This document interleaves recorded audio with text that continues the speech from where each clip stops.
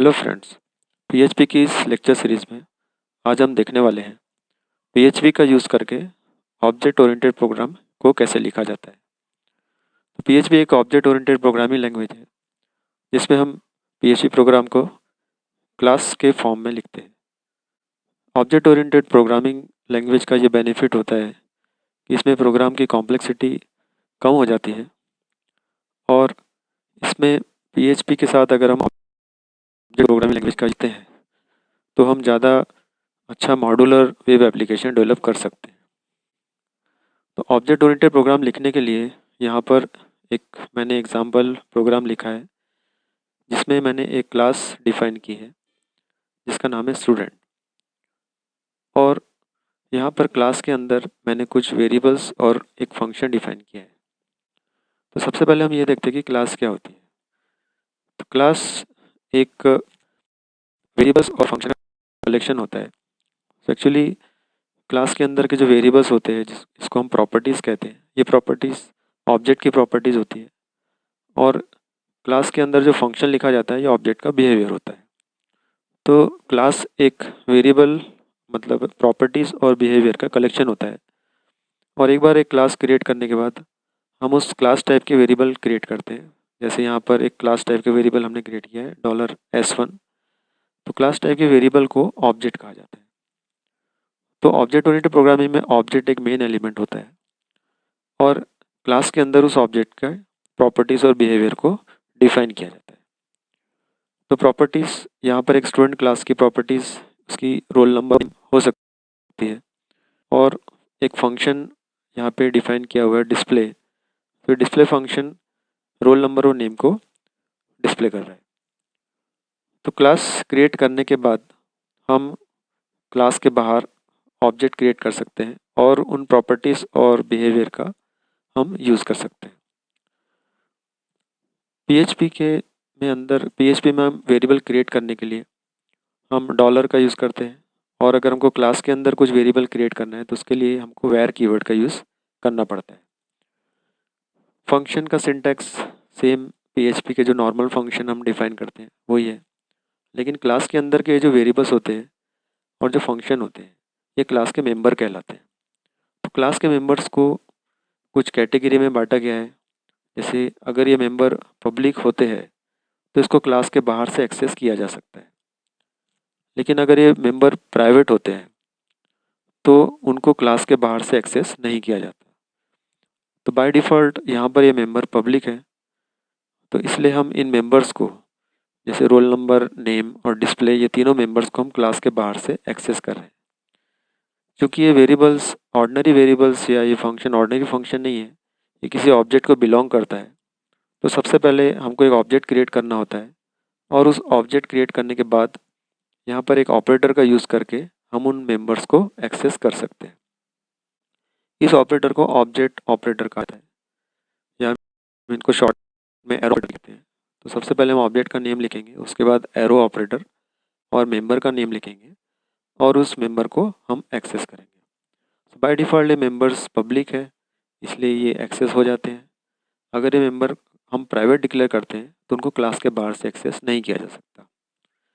Class के अंदर के फंक्शन को मेंबर फंक्शन कहा जाता है और ये फंक्शन क्लास के अंदर के वेरिएबल्स को ही उपयोग कर सकते हैं और कोई दूसरे वेरिएबल्स का यूज़ नहीं कर सकते। जैसे फॉर एग्जाम्पल ये डिस्प्ले फंक्शन क्लास के वेरिएबल्स रोल नंबर और नेम को यहाँ पर एक्सेस कर रहा है, लेकिन अगर क्लास का कोई मेंबर फंक्शन इन वेरिएबल्स का यूज़ करना चाहता है तो उसके लिए $this का यूज़ किया जाता है। तो $this एक्चुअली एक रेफरेंस वेरिएबल होता है या आप कह सकते हैं रेफरेंस ऑब्जेक्ट होता है जो कॉलिंग ऑब्जेक्ट को बिलोंग करता है। Calling object in the sense यहाँ पर जब हम फंक्शन कॉल करते हैं, जैसे यहाँ पे डिस्प्ले फंक्शन कॉल हो रहा है और यहाँ पे ऑब्जेक्ट का नाम है $S1, तो $S1 एक कॉलिंग ऑब्जेक्ट होगा। तो उस केस में जब हम डिस्प्ले फंक्शन के अंदर जाएंगे तो ये रोल नंबर और name by default calling object के हो जाएंगे। तो कॉलिंग ऑब्जेक्ट यहाँ पे $S1 है तो ये रोल नंबर $S1 का ऑब्जेक्ट का हो जाएगा और ये नेम $S1 ऑब्जेक्ट का हो जाएगा। तो पीएचपी में जब हम फंक्शन के अंदर मेंबर फंक्शन के अंदर जो मेंबर वेरिएबल का यूज़ करते हैं तो वहाँ पे हमको कंपलसरी डॉलर दिस का उपयोग करना होता है। अगर हम डॉलर दिस का उपयोग नहीं करेंगे तो प्रोग्राम में एरर आएगा। तो इस प्रकार ये क्लास का स्ट्रक्चर हो गया।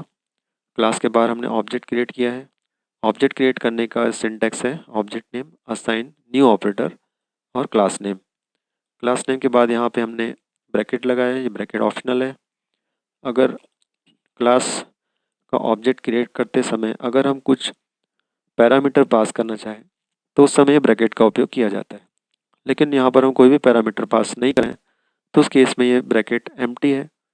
आप चाहे तो ब्रैकेट को रिमूव भी कर सकते हैं। तो ऑब्जेक्ट क्रिएट होने के बाद हम चाहते हैं कि इसमें रोल नंबर असाइन करना है तो यहाँ पर हमने लिखा है object name arrow operator roll number assign 10। तो S1 का रोल नंबर 10 हो जाएगा और S1 का नेम रोहित हो जाएगा।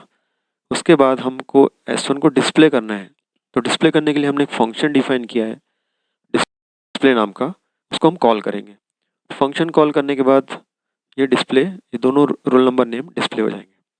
तो इस प्रोग्राम को एग्जीक्यूट करने के लिए यहाँ पर लोकल होस्ट में ये प्रोग्राम मैंने रन किया है।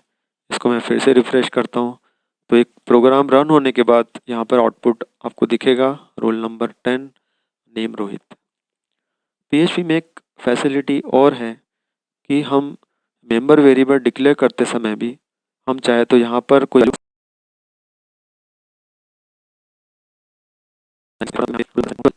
और मैं इसको कमेंट करता हूँ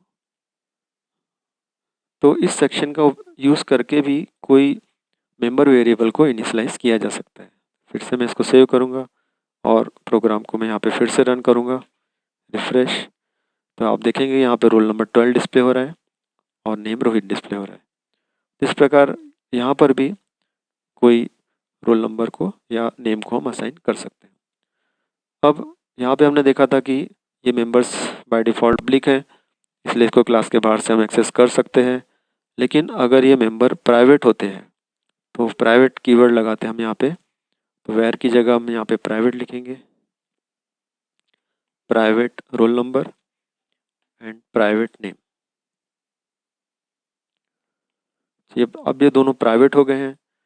तो प्राइवेट होने के बाद हम इसको अगर बाहर से एक्सेस कर रहे हैं क्लास के बाहर से, मतलब क्लास का जो क्लोजिंग करली ब्रैकेट है उसके बाहर से अगर हम इसको एक्सेस करते हैं यहाँ पे तो हम देखते हैं कि क्या होता है। प्रोग्राम को मैंने सेव किया है।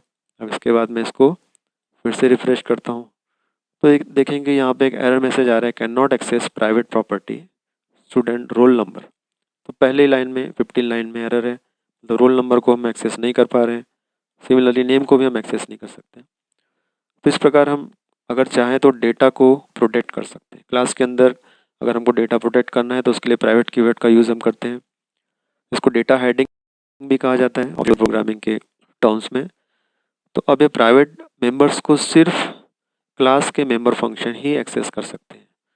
क्लास के बाहर के कोई भी फंक्शन या क्लास के बाहर हम अगर ऑब्जेक्ट क्रिएट करके डायरेक्टली एक्सेस करना चाहे तो उसको एक्सेस नहीं कर सकते। तो अब क्लास के मेंबर फंक्शन के द्वारा ही इसको एक्सेस किया जा सकता है। मतलब ये जो स्टेटमेंट है रोल नंबर और नेम डिस्प्ले के अंदर ये वैलिड है। डिस्प्ले फंक्शन रोल नंबर और नेम को एक्सेस कर सकता है। तो इस केस में ये दो स्टेटमेंट हमारे लिए वैलिड नहीं है तो इसको रिमूव कर सकते हैं। अब हमको यहाँ पर ये दोनों को रोल नंबर और नेम की वैल्यू असाइन करना है जो हम यहाँ पे बाहर कर रहे थे। तो उसके लिए हमको क्या करना पड़ेगा, एक फंक्शन और बनाना पड़ेगा। तो यहाँ पे हम एक फंक्शन और डिफाइन करते हैं। इस फंक्शन का नाम मैं देता हूँ इनपुट और यहाँ पर हम वैल्यू असाइन कर सकते हैं रोल नंबर असाइन। मैं यहाँ पे 15 रोल नंबर असाइन करता हूँ और नेम यहाँ पे मैं नेम देता हूँ अमित। तो नेम और रोल नंबर मैंने इनपुट फंक्शन के अंदर असाइन किया है। अब हमको यहाँ पे इनपुट फंक्शन कॉल कर सकते हैं ताकि हम ऑब्जेक्ट को इनिशियलाइज कर सकें। Arrow S1 arrow input